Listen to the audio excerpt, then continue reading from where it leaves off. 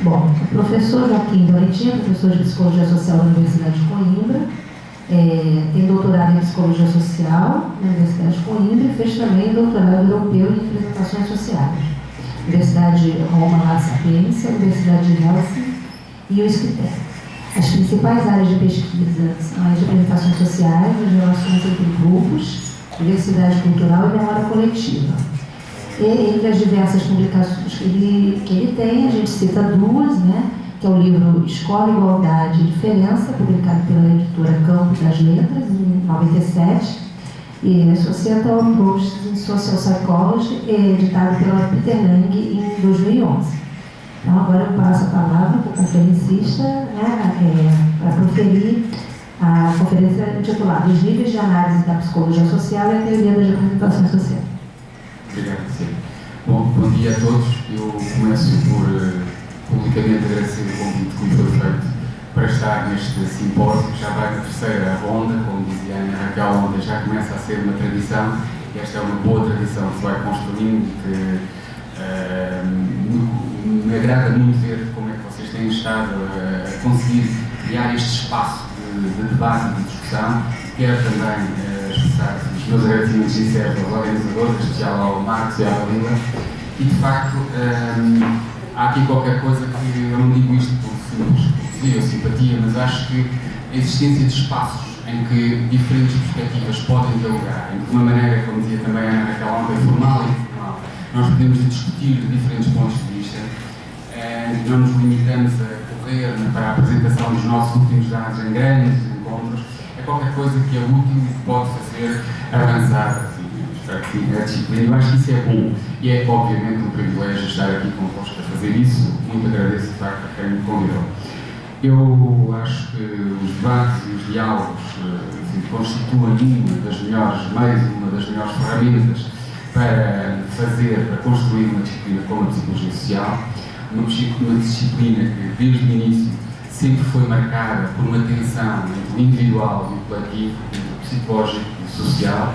Isto vem da fundação, não se fundou no dia, mas vem desde ao longo de toda a construção da psicologia social, da própria psicologia. Começa na separação que o Wundt faz entre o estudo dos processos psíquicos e elementares que caberia à psicologia, que tem a sua objetivação, se quiser, no laboratório Leiden, versus o estudo dos fenómenos psíquicos coletivos, dos quais se ocuparia a psicologia social e que, se quiser, tem, com algumas diferenças, a sua objetivação na Folker Psychology e na Psicologia dos Povos, também publicada pelo próprio Wundt.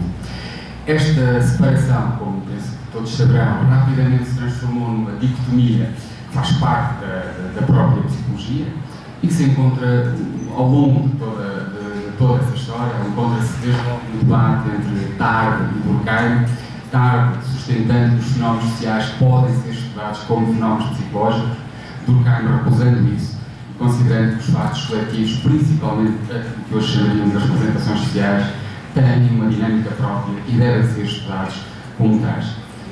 Este debate nunca se extinguiu, mantém-se vivo, mantém-se bem ativo. A controvérsia reaviva-se regularmente, só para dar ainda outro exemplo, em termos de raízes históricas, a disputa entre a ideia do grupo mind, do espírito coletivo de McDougall, segundo o qual os grupos têm uma vida própria, a sociedade tem uma vida mental que não se reduz à soma dos indivíduos, e a resposta de Floyd Alport, quando diz que os atos de todos não são mais que os atos de cada um somados individualmente, e, de acordo com Alport, não há psicologia dos grupos que não seja essencialmente e inteiramente, vou citar, uma psicologia dos indivíduos. Isto tem uma tradução nos nossos manuais ainda hoje, tem uma tradução nas nossas formas de intervenção e de investigação ainda hoje, por exemplo, na concepção de que é um grupo. Um grupo é, de facto, a soma dos elementos, à la Alport, ou um grupo é algo em que o todo é mais que a soma das partes. Bom, os desenvolvimentos desta tensão têm sido pautados progressivamente por uma dessocialização crescente da psicologia social. Rauman teve uma boa expressão em 86, quando diz que esse processo histórico foi, no fundo, uma individualização do social que seguiu a par e passo com a dessocialização do indivíduo. Esta é uma boa imagem, penso eu, que caracteriza a evolução da psicologia social até aos dias de hoje. Ora, e é aqui que entra um outro ponto, que é quando Moscovici nos diz, em 84, que o caráter original e mesmo subversivo, estou a citar, do olhar da psicologia é o de pôr em questão a separação do individual e do coletivo. Há qualquer coisa, continua a citação, há qualquer coisa de absurdo em dizer que quando estamos sozinhos, obedecemos às leis da psicologia, nos conduzimos movidos por emoções, valores e representações, e que uma vez juntos nós mudamos bruscamente para nos conduzirmos segundo as leis da economia e da sociologia, movidos por interesse, condicionados pelo poder. Na verdade, a psicologia social analisa e explica os fenómenos que são simultaneamente psicológicos e simultaneamente sociais. Este é o ponto de dificuldade, ou outro de fascínio, se quiserem, da disciplina, e que, desde logo, me permite dizer que as representações sociais, situando-se talvez mais do lado sociológico destes debates, não deixam de estar em cheio nesta tensão.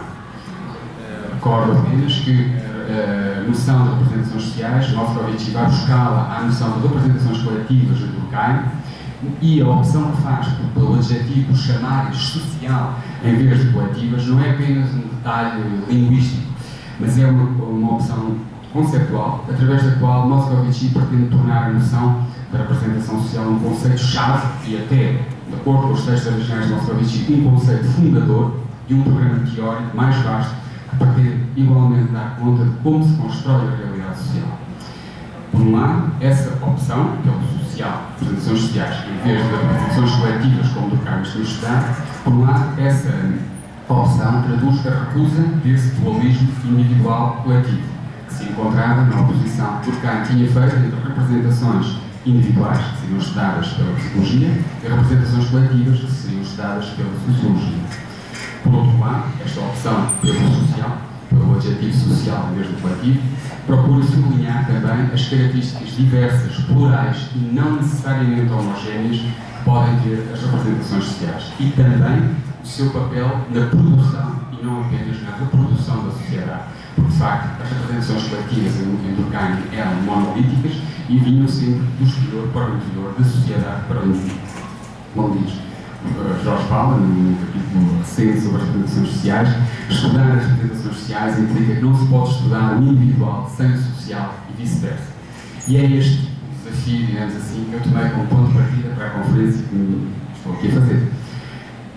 Isto para dizer que se os níveis de análise em psicologia social decorrem em boa medida da necessidade de articular abordagens opostas, como aquelas que vos falei, do individual coletivo, então as representações sociais, a teoria das representações sociais, não pode de maneira nenhuma escapar a esta questão, porque no fundo ela está lá, desde o início, na matriz das próprias representações sociais.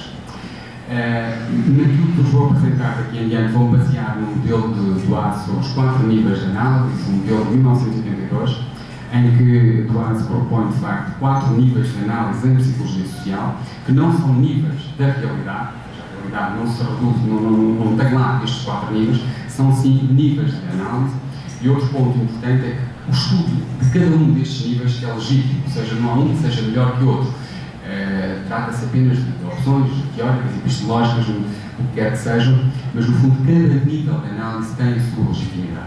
Então, provavelmente muitos, ou se não todos, conhecerão estes níveis, mas só uma breve revisão. Quais são esses 4 níveis? São o nível interindividual, o interindividual, o posicional e o ideológico.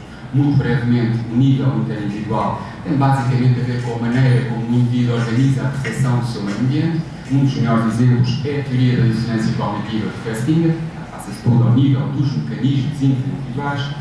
O nível interindividual já entra em linha de conta com a dinâmica das relações entre indivíduos numa dada situação.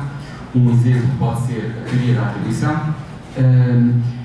O nível posicional já entra explicitamente nas explicações as diferenças de posição ou estatuto que existem entre os sujeitos. Um exemplo pode também vir dos estudos, um dos primeiros estudos, um estudo clássico da teoria da atribuição, que numa experiência pedia-se a pessoas para tentarem convencer indivíduos a dar um donativo para a Cruz Vermelha, e o que se passava é que nessa experiência, quando a pessoa que dava ou não dava o donativo tinha um baixo estatuto, o sujeito julgava que tinha sido convencido pela sua argumentação a dar o donativo, ou seja, uma atribuição exterior. Quando o sujeito tinha um estatuto superior àquele que estava a tentar argumentar a favor do donativo, a leitura era feita de outro modo. Esse sujeito que tinha um estatuto superior era considerado mais autónomo e, nesse sentido, se ele deu o donativo foi por quis dar. Ou seja, se ele tem um estatuto inferior ao meu, foi porque eu o convencia a dar. Se ele tem um estatuto superior, foi porque ele decidiu dar. Este é um exemplo claro do tal nível de análise posicional, o estatuto dos indivíduos entra na explicação.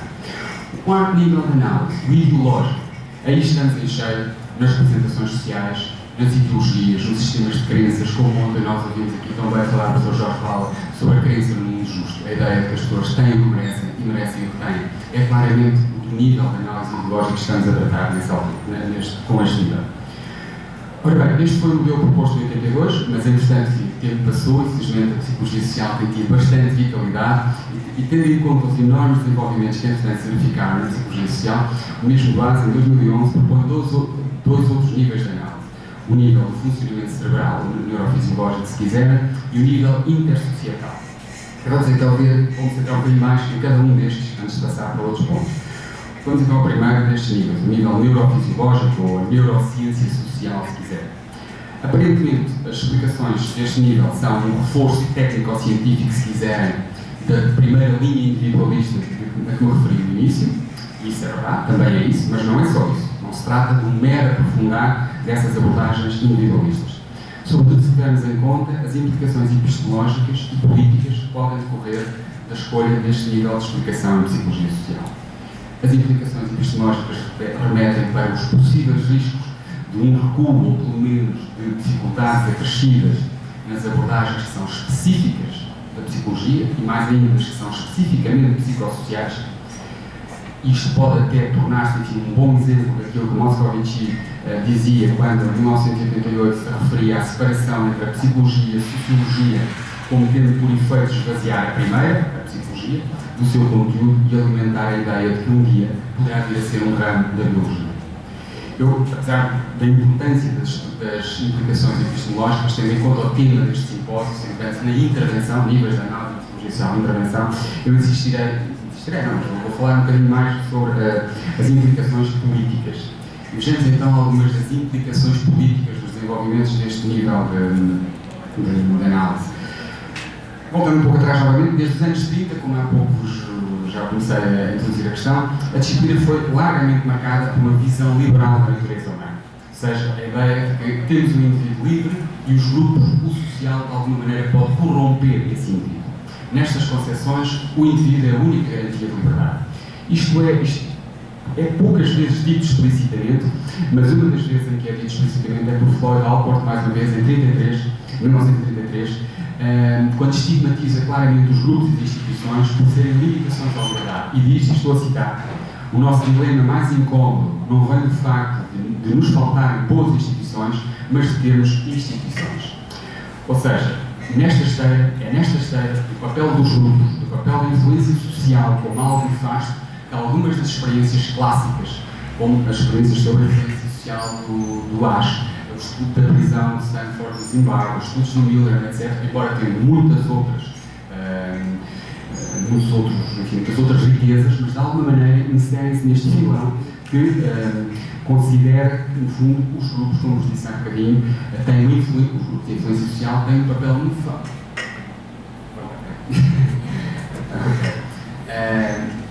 Portanto, é nesta linha, digamos assim, que algumas das mais ricas, importantes e mais bem conhecidas experiências clássicas da psicologia social, as experiências da influência social da Ash, as da obediência à autoridade de Miller, os estudos de Zimbabwe sobre a prisão de Stanford, não se reduzem a isto, é evidente, mas de alguma maneira tem lá esta marca, esta ideia implícita de que a influência social, os grupos, são algo nefasto.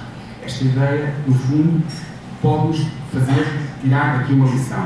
É que estes estudos, de algum modo, parece que nos dizem que não podemos confiar na consciência individual, não podemos confiar no indivíduo quando ele é confrontado com a pressão social.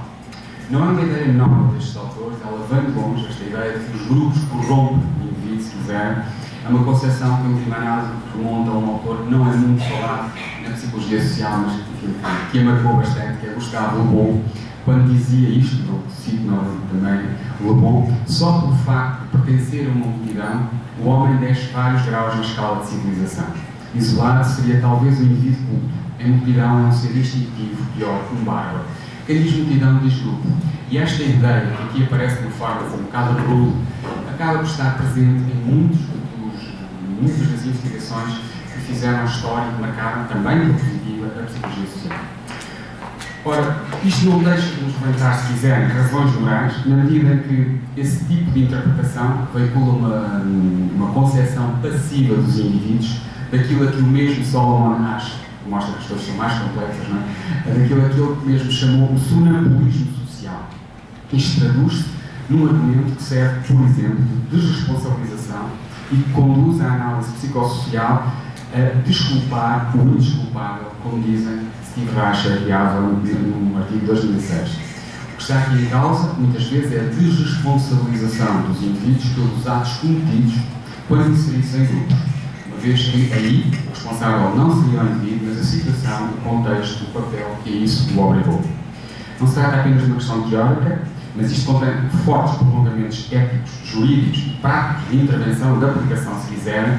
Basta pensar no caso dramático dos abusos ocorridos na prisão iraquiana de Abu Ghraib e no processo no qual o próprio Zimbábue acabou por intervir também, e ilustram particularmente isto que estou a dizer.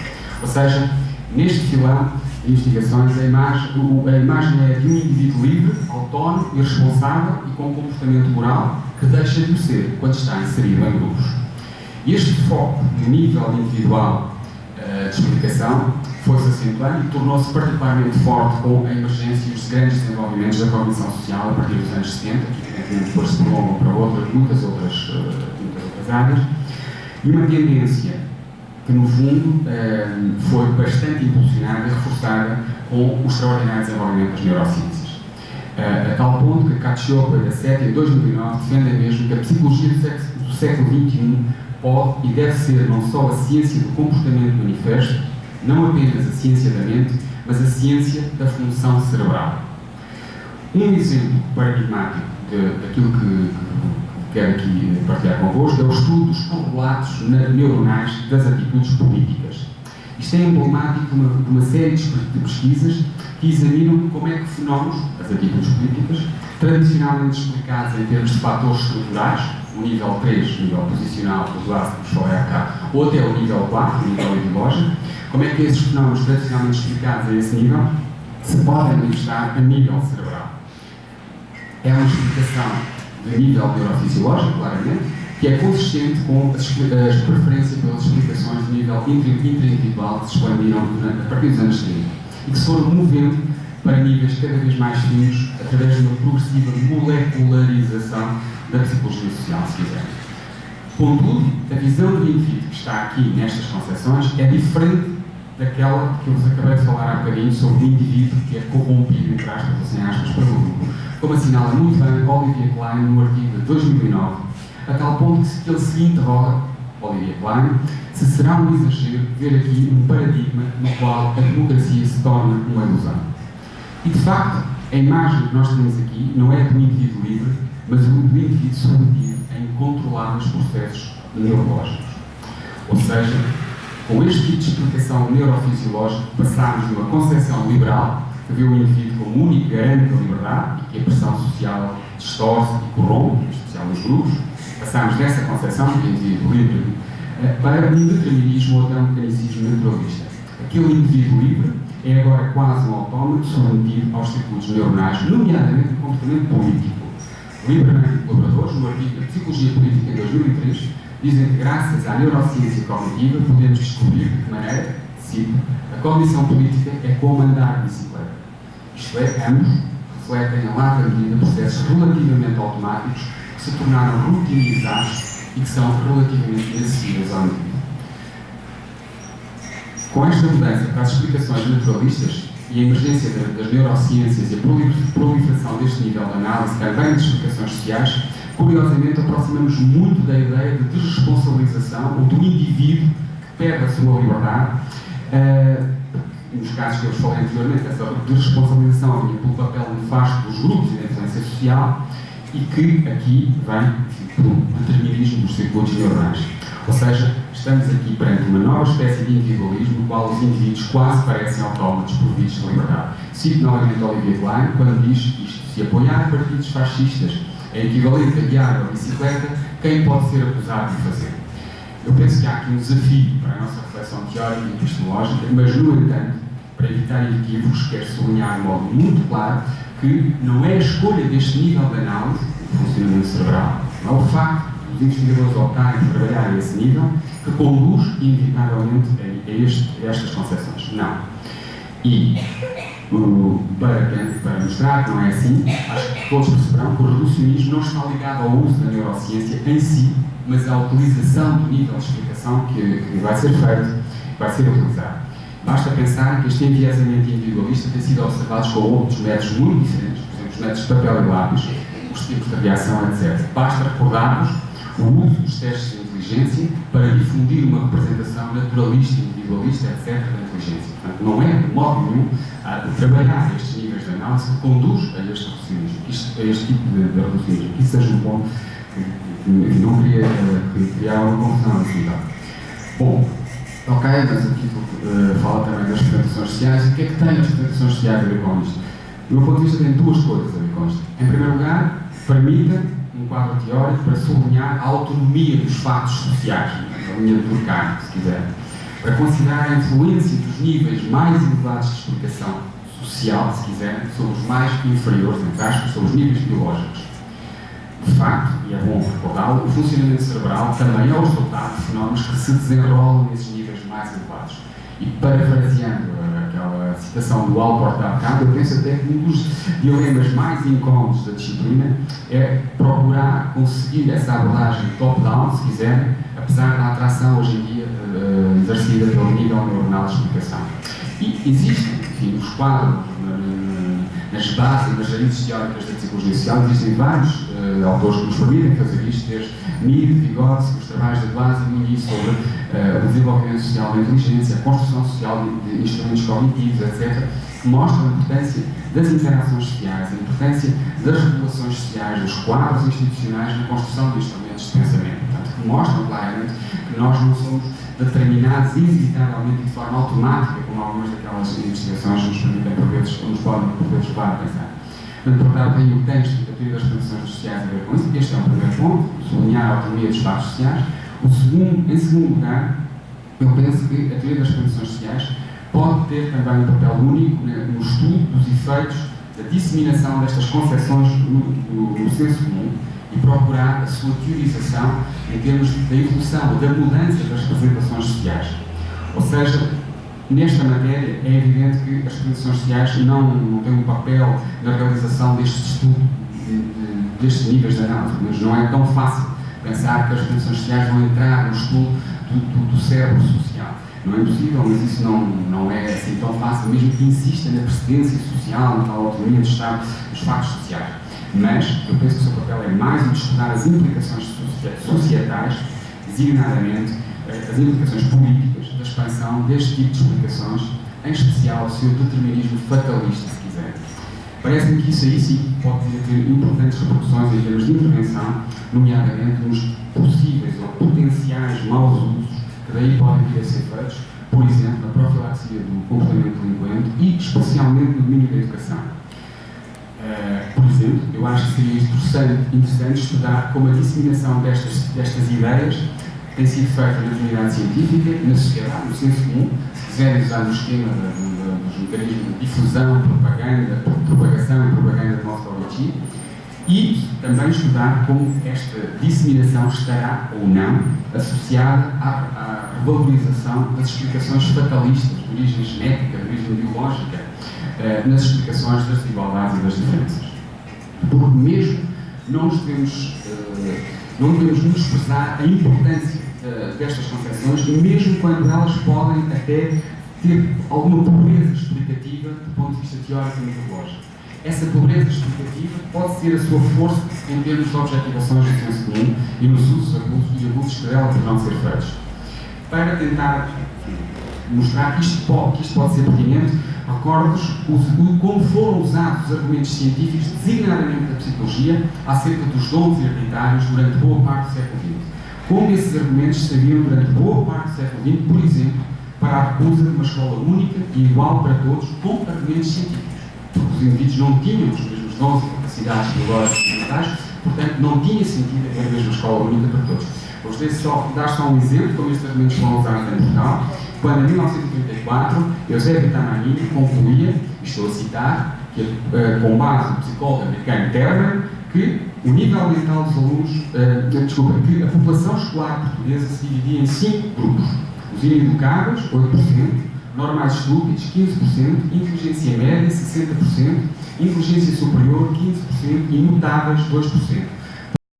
Os ideais democráticos baseiam-se em premissas contraditórias e biologicamente falsas. A escola única, igual para todos, não passa de um absurdo. Um ponto importante a dizer é que Eusébio também não é propriamente um curioso, de repente emitiu uma opinião destas em 1934.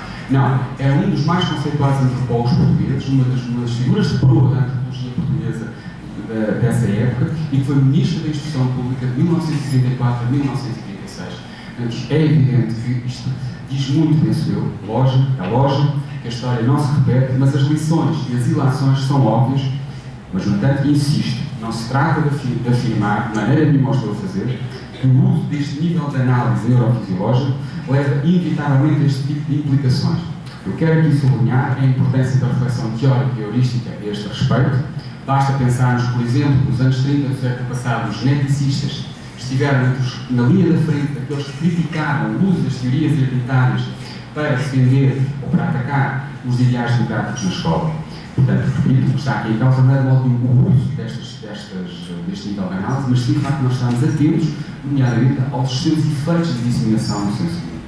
Pronto, e fico por aqui em relação a este novo nível proposto de funcionamento cerebral. Quanto ao outro novo, entre aspas, nível de análise, o intersocietal, ele também não deixa de nos colocar desafios, penso eu. O primeiro desafio, penso que é quase uma pergunta prévia. É necessário um nível de análise intersocietal, ou seja, as nossas investigações não deviam elas ser todas intersocietais, a velha questão que já foi Flettinger levantar de como devíamos trabalhar para passar de uma psicologia social focada apenas numa pequena fração da população do mundo para uma psicologia social da humanidade. De facto, esta pode ser a primeira questão que se pode colocar. As investigações não deviam ser todas elas intersocietais. Por outro lado, isto é um problema que pode ser um problema acrescido para os estudos de representações sociais, nomeadamente, por exemplo, quando são confrontados com a diferença em relação aos estudos da cognição social. É que as representações sociais muitas vezes são específicas de uma cultura particular, ou pelo menos são apresentadas como específicas de uma cultura particular. Mas se são específicas de uma cultura particular, elas não são estanques. É muito difícil, num tempo da globalização, que essas representações estejam como que fechadas em compartimentos estanques. Ou seja, é altamente provável que boa parte das representações sociais que estudamos, os investigadores das representações sociais, sejam transversais às diferentes sociedades. E ao estudar representações sociais que são transversais a diferentes culturas, uma das questões que me parece pode ser das mais importantes será a de analisar ou de procurar responder à questão fundamental que Edward Said tão bem levantou no seu livro sobre o orientalismo, que é no fundo a questão de o que é mais importante, é a cultura ou é a posição social? Qual destas ancoragens, para falar em termos de condições sociais, se mostram mais importantes em termos de poder explicativo? As categorias culturais são mais importantes que as sociais e económicas? Se quiserem, em termos de níveis de análise, pode haver aqui quase uma réplica entre os estudos de nível 3, nível posicional, versus nível 4, os fatores estruturais versus fatores ideológicos versus valores, etc. Ora bem, no entanto, chegado aqui, também quero dizer-vos que a ideia dos níveis de análise não é apenas a ideia de uma taxonomia, uma grelha de leitura para nós conseguirmos orientar-nos, digamos assim, o grande mar de produção científica da psicologia social. Não, há mais que isso na ideia dos níveis de análise. Na raiz até dessa proposta está a noção de articulação. O que é que isto quer dizer? Quer dizer que a articulação entre níveis de análise é o objeto de estudo próprio da psicologia social. Ou seja, que a tarefa da psicologia social deve constituir na articulação destas abordagens opostas. Ou seja, no fundo, assume-se que a psicologia social é atravessada por estas tensões, nomeadamente individual, coletivo, psicológico e social, funcionam quase como um campo magnético na psicologia e a procura de articulação entre diferentes explicações é, repito, talvez a tarefa principal da psicologia social, ou é aquilo que seria específico da psicologia social. Ainda sobre a noção de articulação e representações sociais, Num artigo recente, que em princípio sairá em breve, conjunto com o William Duarte na Enciclopédia Internacional de Ciências Sociais da Elsevier, desenvolvemos um pouco a ideia de que as representações sociais permitem-nos também ter uma outra maneira de pensar a articulação entre diferentes explicações. E, de facto, isto vem da ideia que está na obra original de Moscovici, do sistema e metasistema.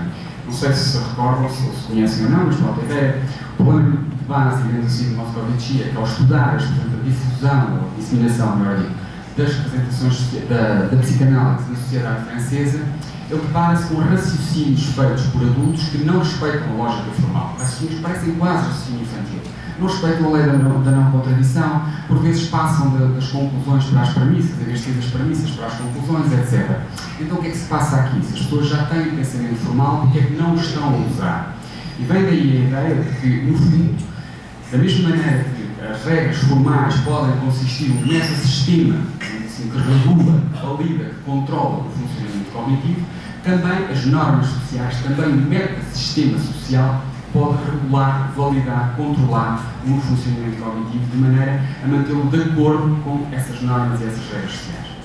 Em boa medida, esta é a proposta de base, no fundo, da teoria das condições sociais, parte em grande medida daqui, e é um convite para, no fundo, considerarmos essa teoria como uma teoria acerca de um meta-sistema de regulações sociais que desempenha esse papel e que, a partir daí, Moscovici vai avançar até com a proposta que isso permitiria fazer da psicologia social uma espécie de antropologia das sociedades modernas, estudando o senso comum, não pelos seus erros e enviesamentos, mas procurando fazer nas sociedades modernas o que Lévi-Strauss fez nas sociedades primitivas, não vendo o pensamento primitivo, como se chamava na altura, sem aspas, um pensamento cheio de erros, mas procurando a sua lógica e coerência interna, ou aquilo que Piaget fez com as crianças, vendo o pensamento infantil também um pensamento específico e original, e não vendo os seus defeitos em relação ao pensamento adulto. E daí a proposta de que as tradições sociais procurariam fazer aqui nas sociedades modernas, com adultos, o que Piaget fez aqui com crianças e Lévi-Strauss fez lá longe com adultos. E no fundo o que está aqui em causa é, se quiser, necessariamente uma articulação entre o nível intraindividual, o funcionamento cognitivo, e o metasistema de regulações sociais. Isto pode ser considerado a diferentes níveis, pode ser considerado também ao nível interindividual, nas interações entre pessoas, quando se trata de manter uma relação de amizade. Eu, se calhar, não vou estar sempre a respeitar a regra da não contradição, etc., por aí fora. Trata-se, enfim, pode ser, não é somente o nível do funcionamento cognitivo, intraindividual, e o nível 4, o tal metasistema de relações sociais. Pode ser também ao nível interindividual, ao nível da posição social, etc. Portanto, no fundo, este modelo da teoria das representações sociais entre sistema e metasistema não foi usado na formulação inicial dos níveis de análise, mas demonstra a validade mais geral desta noção e permite até alargar o seu horizonte heurístico. Eu vou apenas apresentar os dois exemplos de réplicas de estudos clássicos que mostram como este tal horizonte heurístico da articulação entre sistema e metasistema pode funcionar para outros domínios de estudo na psicologia social. Estes dois exemplos que eu vos vou falar são réplicas de estudos clássicos, como vos disse. O primeiro, uma réplica de estudos sobre a audiência, dos estudos de audiência e autoridade do Milgram, e o outro, do estudo da prisão de Zimbábue. Muito rapidamente, no primeiro caso, os estudos sobre a autoridade de audiência e autoridade de Milgram, os estudos de Moyles e Reichardt, eu não sei se é assim, então, são autores holandeses, que em 95 fizeram uma cuidadosa replicação do paradigma empírico das famosas experiências de Milgram sobre a audiência e a autoridade. E tal como Milgram, também eles verificaram que uma larga maioria dos participantes não hesita em violar direitos fundamentais de uma outra pessoa, de modo a obedecer ou estar de acordo com as ordens dadas por uma autoridade académica. Neste caso, no caso desta replicação, o direito que estava em causa era de uma pessoa desempregada ser contratada para um emprego que merecia. E estes autores, no entanto, introduziram novas condições nos seus estudos e nessas novas condições a percentagem de cumprimento da audiência cai drasticamente em comparação com as condições standard das experiências deles e das de Milgram. Tão simplesmente isto, nessas novas condições era pedido aos participantes para assinarem uma declaração em como aceitaram a responsabilidade judicial completa do que poderia acontecer quando a pessoa desempregada, a pessoa supostamente desempregada, evidente que era um composto, a pessoa desempregada envolvida quisesse processar as autoridades académicas pelo que tinha acontecido na experiência. Ou seja, o indivíduo sabia, mas que isso podia acontecer e se Em si, essa era uma variante que não alterava as coisas, mas o que alterava verdadeiramente era eu assinar o tal termo de responsabilidade como aceitava a responsabilidade jurídica. E aí, o tão bem conhecido efeito de comportamento, de obediência à autoridade cai abruptamente quando é invocada essa tal meta-sistema, se quiser, judicial. O que desde logo talvez mostre que em certas condições a autonomia para funcionar a nível individual exige instituições a funcionarem a um nível societário. Portanto, este é o primeiro exemplo. A articulação entre o meta-sistema judicial e o nível individual trouxe estes efeitos. O outro exemplo é o estudo, conhecido como estudo da prisão da BBC, de Haslam e Reicher, que foi inspirado no célebre estudo da prisão de Stanford de Zimbabwe, que eu já falei aqui várias vezes, mas com diferenças importantes em alguns dos seus aspectos. Uma dessas diferenças tinha a ver com as relações entre guardas e prisioneiros. Por exemplo, os participantes foram informados que os prisioneiros com bom comportamento passariam a guardas. Ou seja, passou-se de um universo fechado, que estava no estudo de Stanford, para um mundo de alguma maneira aberto, se quiser. E, aparentemente, estas alterações foram bastante para atenuar as diferenças de papel e foram contra, enfim, as representações sociais correntes de que é uma prisão. A experiência da BBC, a BBC era uma experiência de baixa casa, uma espécie de mundo virtual, uma espécie de horizontes de novas possibilidades foi aberto, diferente do mundo atual, e se quiserem, foi um meta-sistema ativado e foi diferente daquele que regulou o comportamento da prisão de Stanford, e os resultados são também muito diferentes. Convém dizer, para não cair aqui nenhum mal-entendido, que em nenhuma das investigações que eu mencionei, nas réplicas de Milgram, nas réplicas de Zimbabwe, está presente alguma vez a articulação entre níveis de análise. Contudo, penso que os autores destas pesquisas não deixam de invocar princípios explicativos de diferentes níveis e que é precisamente pela articulação destes diferentes níveis que eles conseguem compreender melhor os fenómenos estudados. Poderia multiplicar exemplos destes tipos com outras investigações, mas julgo que estes dois servem para elucidar as tais virtudes heurísticas do modelo de sistema, meta-sistema das representações sociais. E que ilustra, de alguma maneira, a tal especificidade das explicações da psicologia social que poderia ser considerada a procura da articulação entre diferentes níveis. Por outro lado, e agora focando mais especificamente nos dois exemplos que vos falei agora, nos dois exemplos de estudos empíricos, trata-se de casos em que se explica o social pelo social, continuamos a explicar as coisas através do social, e que não se limitam a descrever ou a analisar o comportamento dos indivíduos tal como é determinado pelas imposições sociais. Ou seja, de alguma maneira, em ambos os casos, quer nas réplicas do Milgram, quer nos estudos de Reicher e Haslam, os autores acabam por estudar como introduzir a mudança, se quiserem, num universo fechado. Como mostrar que é possível alterar uma situação marcada pela injustiça. E este é um ponto interessante, porque sabe que a psicologia social tem contribuído com muitos estudos para, no fundo, fazer a denúncia, se quiserem, de uma crítica de situações que são, de facto, de injustiça, que são até de tirania, mas isto mostra como a psicologia social se pode, e deve, do meu ponto de vista, interessar também pelas condições que permitem a existência de instituições que garantem o exercício dos direitos, assim como pelas condições que permitem criar uma realidade diferente, uma realidade que, se quiserem, torna possível a construção de uma ordem mais justa. Estas duas experiências ilustram claramente isto. A experiência do Zimbabwe e do Milgram, no fundo, acabam por ter esse papel, no fundo, chamam a atenção para os efeitos nefastos, para a tal denúncia, para a crítica que a influência social pode ter. Estes dois exemplos de réplicas mostram, mais que isso, mostram como é que se pode transformar isso, como é que se pode abrir esses horizontes, como é que se podem criar novas possibilidades, introduzindo a mudança nessas situações fechadas.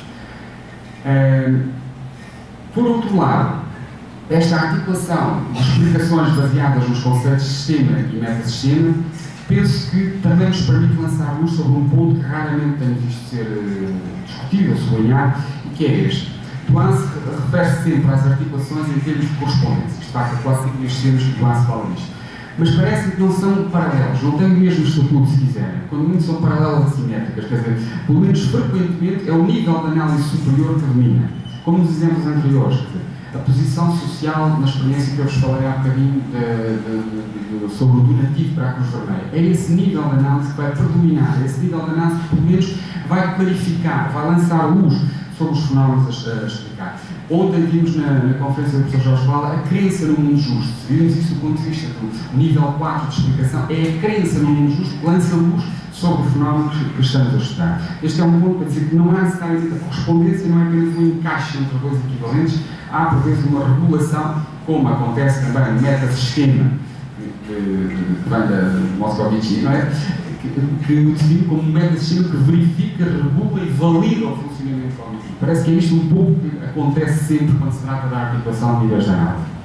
Bom, feito este parênteses, focar agora só algumas das tensões específicas, se quiserem, no caso da teoria das representações sociais, em termos de articular diferentes níveis de explicação. Uma primeira tensão, se quiserem, entre o nível 3, o nível posicional, e o nível 4. Se quiserem, temos aqui algum interno debate sobre o que é mais importante, se são as ideias, as ideologias, ou se é a estrutura social. No fundo, de acordo com algumas leituras das representações sociais, parece quase que se inverte esse papel da posição ou do estatuto social e as ideias que nós temos sobre as coisas, simplificando imenso, entre parênteses, das representações sociais, seriam mais importantes que essa posição. De facto, pode ter essa leitura, pode ser trabalhada assim, mas também pode ser invertido isso, porque num segundo momento pode-se ver até que ponto essas ideias que nós temos sobre as coisas, essas representações sociais, estão ancoradas, enraizadas na posição social, na estrutura social. Portanto, esta é uma das primeiras tensões em termos de articulação nos estudos das representações sociais. A segunda tensão, não quer dizer que eu vá fazer isto de forma exaustiva, mas são aquelas que eu fui capaz de inventariar para vos trazer aqui. A segunda é entre a microteorização, se quiserem, ou entre processos específicos, assim, versus a grande teoria. É sabido que as representações sociais são apresentadas como uma grande teoria, grande no sentido de ser grandiosa, mas grande no sentido de que dela não decorrem hipóteses específicas. Ela é relativamente aberta e genérica, e que frequentemente pode e até deve ser complementada por outras teorias. Isto remete necessariamente para a articulação com outras teorias. De facto, as representações sociais estão sempre do lado de uma articulação com qualquer outra coisa, seja outras teorias, sejam abordagens mais específicas no interior das próprias representações sociais. Esta era a segunda tensão. A terceira, penso que também é relativamente bem conhecida, que é entre conteúdos e processos. Este é um contraste forte, sobretudo com as abordagens mais clássicas das representações sociais versus cognição social. E, de facto, em contraste com essas e muitas outras abordagens históricas e culturais, as representações sociais procuram pesquisar tanto os conteúdos como os processos, partindo de um pressuposto que é, muitas vezes, o que as pessoas pensam determina a forma como pensam. E aí está outra articulação que pode ser um bom contributo para as representações sociais, que encontra corrente a um certo historicismo que por vezes caracteriza algumas investigações. E para citar o Celso Sá, no livrinho branco, acho que o Rafael hoje, mas lá para falar do livrinho preto, do livrinho branco, este está no livrinho branco, quando o Celso Sá diz que as representações sociais têm um papel importante na consolidação de uma psicologia mais social e pluriindividual. Eu penso que isto pode ser esta tentativa de articulação pode ser um ponto importante nas representações sociais. Outro ponto que também é algo de... Este não é específico das representações sociais, mas aí julgo que vem mais ao de cima. É a necessidade de articulação ou de complementaridade entre abordagens que privilegiam o estudo da variabilidade e abordagens que privilegiam o estudo da homogeneidade no interior do grupo.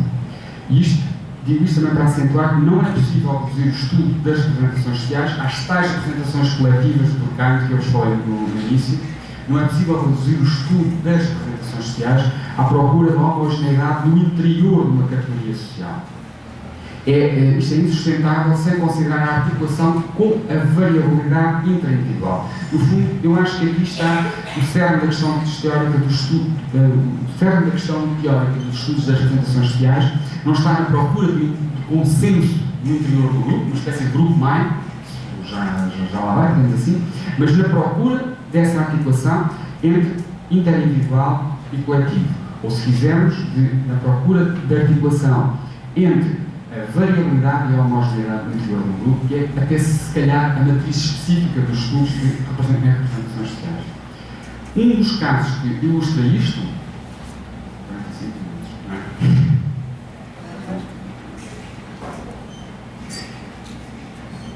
um dos casos que ilustra muito bem, do meu ponto de vista, esta articulação entre o estudo da variabilidade e da homogeneidade é o caso da identidade.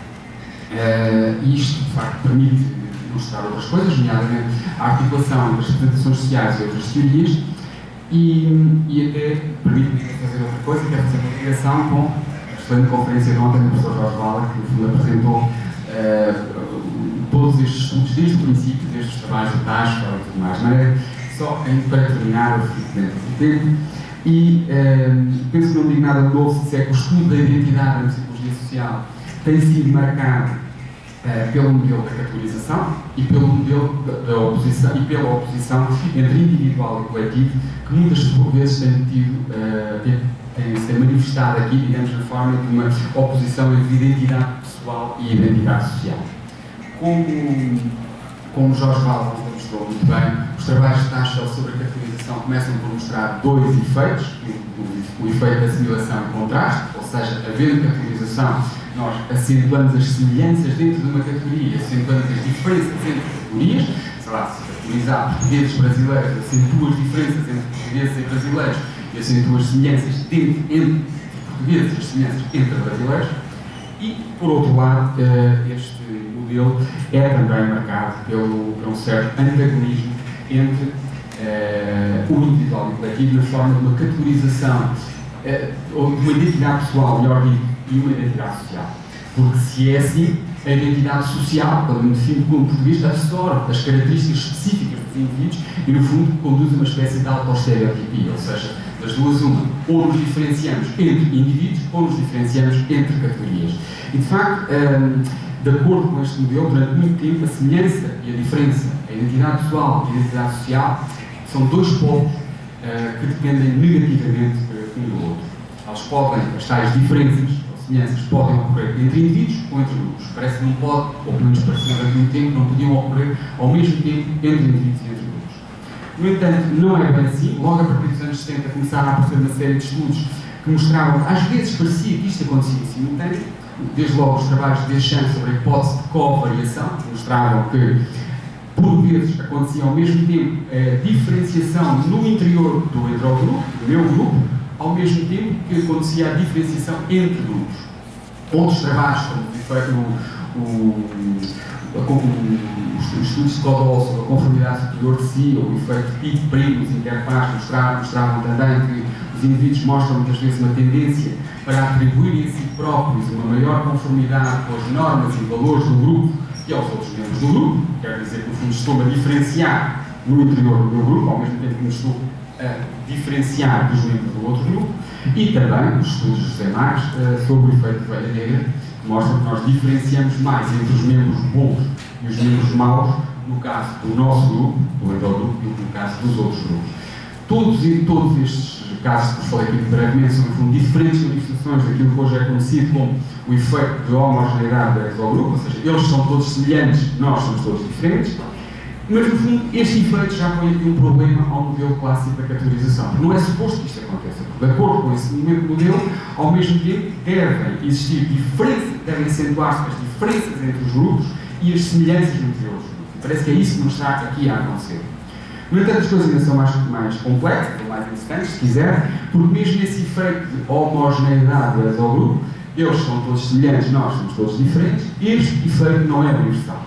E um dos casos em que ele não se verifica é aquele em que muitas vezes a homogeneização do exogrupo, dos outros, aparece mais facilmente em membros de estatuto elevado, ou seja, os membros dos grupos desfavorecidos atribuem uma maior variabilidade aos membros dos grupos de estatuto superior do que aos do seu próprio grupo. Parece funcionar aqui aquilo que Bourdieu designou por lucidez dos excluídos, no sentido em que isto pode ter várias interpretações. Uma delas é que uma posição de superioridade conduz os indivíduos a prestarem menos atenção às características dos membros de um grupo subordinado, passando-se o contrário com os indivíduos de um grupo subordinado. Ou seja, se eu estou numa situação inferior, digamos assim, vou estar mais atento às características individuais dos que estão numa posição superior. Isto pode ter sentido porque os indivíduos do grupo de estatuto inferior têm muitas vezes o seu comportamento, a sua vida orientada por aqueles que ocupam um papel dominante. Daí que seja útil ter em conta representações mais finas, mais subtis do comportamento dos outros que podem, de alguma maneira, influenciar o seu comportamento. Ora bem, isto tudo dito de uma forma muito rápida para mostrar como, para chegar ao ponto da articulação. No fundo, se quiserem, a articulação entre o nível de análise individual, a maior ou menor variabilidade intracategorial nas apreensões cognitivas individuais, onde é que estão as diferenças, no nosso grupo ou no outro grupo, a articulação entre este nível de análise individual, da categorização, e o nível de análise posicional, o estatuto, o prestígio dos grupos, permite, de alguma maneira, integrar resultados contraditórios, como aqueles que vos apresentei muito brevemente, e até abre novas perspectivas de estudo nesse domínio. No entanto, e agora sim, para terminar, há mais. Neste imenso campo de estudos sobre a identidade, há uma série de não há assim muitas, mas há algumas investigações que mostram que, por vezes, se verifica uma grande semelhança nas descrições que os indivíduos dão de si mesmos, em contraste com as descrições que os indivíduos dão dos grupos a que pertencem, que são muito diferentes. Ou seja, os mesmos indivíduos, concretamente, por exemplo, em estudos empíricos feitos em Coimbra com estudantes portugueses e estudantes africanos, verifica-se que os mesmos indivíduos, portugueses e africanos, descrevem de forma muito contrastada os portugueses e os africanos. No entanto, quando se trata de se descreverem a si próprios, enquanto indivíduos, portugueses e africanos descrevem-se de forma muito semelhante. Estes trabalhos já tinham sido encontrados em Geneve, com os estudantes suíços e imigrantes, e aqui parece que a coisa está ao contrário. Aqui a diferença está nas identidades sociais e a semelhança nas identidades individuais. Daí a proposta para estudar a identidade como representação social, não apenas os estereótipos, as imagens de grupo, etc., mas também o self, a identidade como uma representação social. Claro, podem dizer, mas isso é possível, isso não é um absurdo, uma vez que a identidade individual é aquilo que é mais singular, mais único, mais específico de cada um. Sim, é assim nas nossas sociedades, onde esse modelo, enfim, tem força ética, jurídica até, e de certeza, presumivelmente, influenciou também uma série de normas sociais, de tal maneira que, quando no fundo nós pedimos às pessoas para se definirem a si próprios, estamos todos a trabalhar de acordo com essas normas e a imagem que damos de nós mesmos, independentemente dos grupos, acaba por ser muito semelhante, mesmo repito, quando os mesmos indivíduos dão imagens muito contrastadas dos grupos a que pertencem e acabam por dar imagens muito parecidas uns dos outros. Agora, é claro, em todo o caso, estes dados exigem mais explicações e exigem, sobretudo, ter em conta, este é o ponto pelo qual eu trouxe estes estudos para aqui, falei só deles muito rapidamente, ter em conta que as representações sociais podem também abrir os horizontes neste nível. O estudo da identidade, no fundo, dos vários níveis que vos falei brevemente, a introdução da posição social já trouxe qualquer coisa de novo, quando se viu que o efeito da homogeneidade do exogrupo não era universal, e agora nós podemos ver, considerando a identidade individual como uma representação social, que parece que os dados estão trocados quase. Agora, resta saber até que ponto é que estas representações dos indivíduos, que eu estou a falar, são transversais a diferentes culturas, ou não são específicas de uma certa cultura, digamos assim, ocidental, moderna, etc. E lá está, aí já requer tal nível de análise intersocietal. Mas pronto, aproxima-se o fim, eu vou cumprir. Concluindo, aquilo que me parece que é possível concluir muito provisoriamente aquilo que o português estive a dizer, é que considerar os níveis de análise é qualquer coisa que eu penso que é fundamental, que é fulcral para a investigação em psicologia social. Parece-me que, de uma maneira ou outra, mesmo que não sejam medidos explicitamente em conta, é muito difícil que se possa fazer investigação em psicologia social sem procurar articular diferentes princípios explicativos. No fundo, é aquilo que nós todos fazemos, de uma forma ou de outra. Acho que esta ideia da articulação de diferentes princípios explicativos como uma tarefa da psicologia social, de facto, é uma boa grelha para o nosso trabalho e pode ser produtivo em termos heurísticos quando nós estamos a elaborar hipóteses, quando estamos perdidos no mar de dados que temos, etc. Esta procura de articulação entre diferentes princípios explicativos que não têm de ser necessariamente os não sei quantos 4 ou 6 níveis de base que vos falei, eu julgo que isto pode ser, de facto, algo fulcral para a tarefa da investigação em psicologia social. Obviamente já não se pode fazer o mesmo nas representações sociais, pode fazer-se muito boa investigação em psicologia social sem usar a teoria das representações sociais, mas sendo dispensável, ela pode ajudar. E foi esse o sentido pelo qual eu trouxe aqui para cumprir o título da comunicação. O seu papel de grande teoria, se quiserem, também funciona aqui. Quando mais não seja por um modelo heurístico, na tal lógica do sistema e metasistema, pode, pelo menos, ajudar a alargar horizontes para a especificidade da psicologia social. Terminei. Obrigado.